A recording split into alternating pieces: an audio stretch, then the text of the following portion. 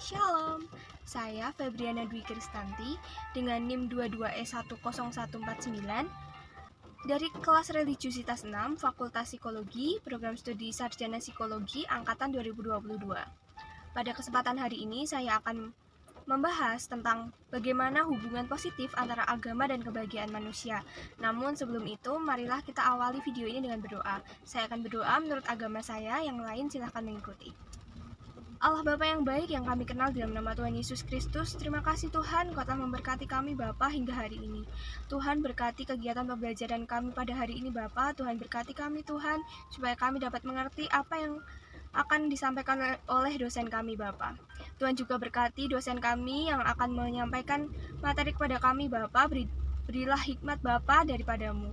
Terima kasih Yesus, terima kasih Roh Kudus. Kami sudah berdoa dan mengucap syukur. Haleluya, amin. Pada video reaction hari ini, saya akan menyampaikan beberapa hal yang saya dapatkan dari materi religiusitas hari ini yang disampaikan oleh Pak Gregorius melalui video dan materi di YouTube. Pembelajaran hari ini diambil dari jurnal penelitian oleh Alice Jedburn yang bertujuan untuk menemukan faktor-faktor kebahagiaan penduduk Swedia, dan harapannya penelitian ini juga menemukan hubungan yang signifikan antara agama dan kebahagiaan. Menurut jurnal ilmiah dari Alice, terdapat faktor-faktor yang menentukan kebahagiaan manusia. Yang pertama adalah faktor sosial ekonomi. Kebahagiaan yang ditentukan oleh sosial ekonomi, seperti semakin sejahteranya perekonomian, maka orang tersebut akan semakin bahagia. Yang kedua adalah faktor kultural atau budaya. Kebahagiaan yang ditentukan oleh kebudayaan. Misalnya, di bidang pendidikan, semakin tinggi tingkat pendidikan seseorang, maka orang tersebut akan semakin bahagia. Begitu pula sebaliknya. Kemudian yang ketiga adalah faktor lingkungan. Kebahagiaan ditentukan oleh lingkungan sekitarnya. Misalnya, seseorang hidup di lingkungan yang bersih dan bisa mensupport, maka ia akan lebih bahagia dibandingkan orang yang hidup di lingkungan yang kotor. Kemudian, suatu penelitian di Jerman oleh Sineway 2015 menjelaskan bahwa terdapat pengaruh positif antara agama dan kebahagiaan karena beberapa hal. Yang pertama, organisasi keagamaan. Di bidang sosial ekonomi, gereja-gereja yang membantu masyarakat kecil seperti berbagi kasih, berbagi makanan, berbagi rezeki, dan sebagainya terbukti dapat meningkatkan kebahagiaan masyarakat kecil. Kemudian di bidang kultural atau budaya dengan cara mendoakan, konseling, sehingga seseorang yang kesusahan bisa meluapkan keresahan hatinya sehingga membuat mereka lebih tenang dan bahagia.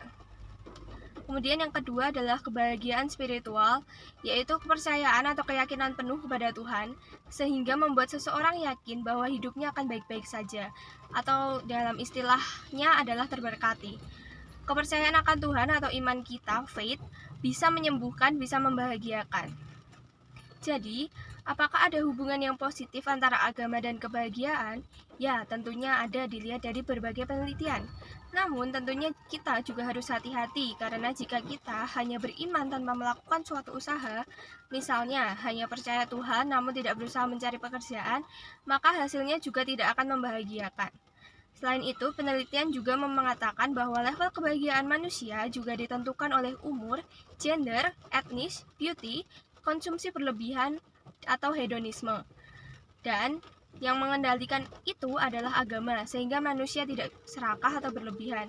Namun, seseorang yang dapat bahagia dengan perspektif agama adalah mereka yang mengerti ajaran agama mereka dan melakukan sehingga orang tersebut dapat mengendalikan diri. Tanggapan saya tentang artikel ini adalah, saya setuju dengan penelitian ini bahwa terdapat hubungan positif antara agama dan kebahagiaan. Karena saya sendiri meyakini bahwa Tuhan turut bekerja di dalam segala aspek kehidupan saya. Saya juga setuju bahwa dengan statement percaya saja itu tidak cukup.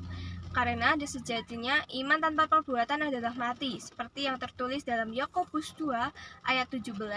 Demikian juga halnya dengan iman. Jika iman itu tidak disertai dengan perbuatan, maka iman itu pada hakikatnya akan mati. Demikianlah firman Tuhan. Maksud dari ayat ini adalah Saya harus tetap berusaha dalam porsi saya, misalnya belajar, berusaha meraih yang saya inginkan, dan sebagainya. Setelah saya melakukan apa yang menjadi bagian saya, barulah saya menyerahkannya pada Tuhan dengan cara membawanya dalam doa. Lalu, bagaimana jika itu tidak terjadi?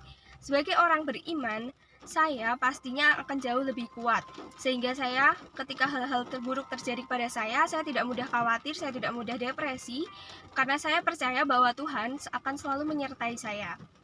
Iman saya membuat saya tekun berdoa, membaca, dan merenungi firman-Nya, sehingga saya dapat membuat hidup saya lebih tenang dan tentunya lebih bahagia, karena di dalamnya banyak sekali janji-janji Tuhan yang berupa penguatan-penguatan iman, sehingga membuat saya tidak takut, tidak khawatir dalam menjalani kehidupan saya, seperti yang tertulis dalam kitab Mazmur 119 ayat 50. Inilah penghiburanku dalam sengsaraku, bahwa janjimu menghidupkan aku. Demikianlah firman Tuhan. Sekian yang dapat saya sampaikan, kurang lebihnya saya mohon maaf. Terima kasih, Tuhan Yesus memberkati.